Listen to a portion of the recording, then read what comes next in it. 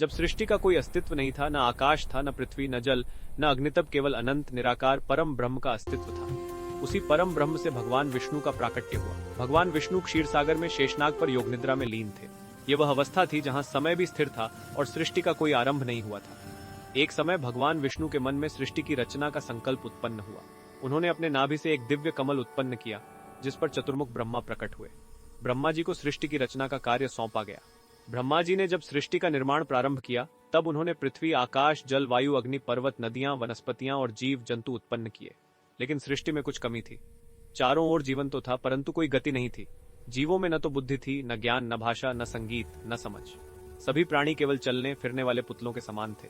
कोई भाव नहीं, कोई संवाद नहीं, कोई कला नहीं। ये देखकर ब्रह्मा जी अत्यंत चिंतित हो गए।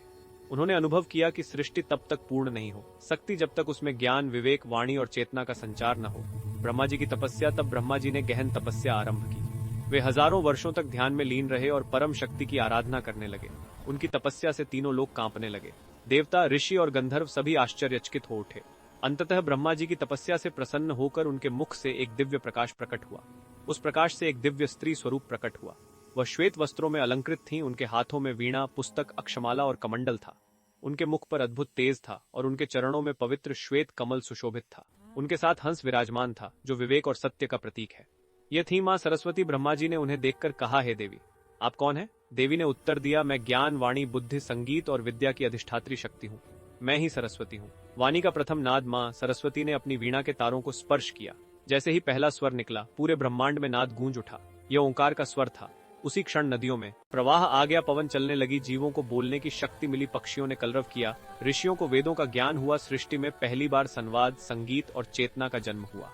वेदों की उत्पत्ति। मां सरस्वती ने ब्रह्मा जी को 4 वेदों का ज्ञान प्रदान किया, ऋग्वेद, यजुर्वेद, सामवेद, अथर्ववेद। इसी कारण मां सरस्वती को वेदमाता कहा जाता है। ब्रह्मा और सरस्वती का संबंध। कई पुराणों में मां सरस्वती को ब्रह्मा जी की मानस पुत्री कहा गया है, क्योंकि वे ब्रह्मा के मुख से उत्पन्न हुई थी। वहीं कुछ ग्रंथों में उन्हें ब्रह्मा जी की शक्ति और अर्धांगिनी माना गया है, क्योंकि बिना ज्ञान के सृष्टि की रचना संभव नहीं। मां सरस्वती केवल देवी रूप में ही नहीं, बल्कि नदी रूप में भी प्रकट हुई। कहा जाता है कि उनके चरणों से एक पवित्र नदी प्रवाहित हुई, जिसे सरस्वती नदी कहा गया। यह नदी ज्ञान और पवित्रता का प्रतीक थी। ऋग्वेद में सरस्वती को नदियों में श्रेष्ठ कहा गया है। मां सरस्वती सदा तपस्वियों, ब्रह्मचारियों और साधकों की आराध्या रहीं। वे भोग विलास से दूर सादगी और शुद्धता की प्रतीक हैं। इसीलिए वे श्वेत वस्त्र धारण करती हैं और कमल या हंस पर विराजमान होती हैं।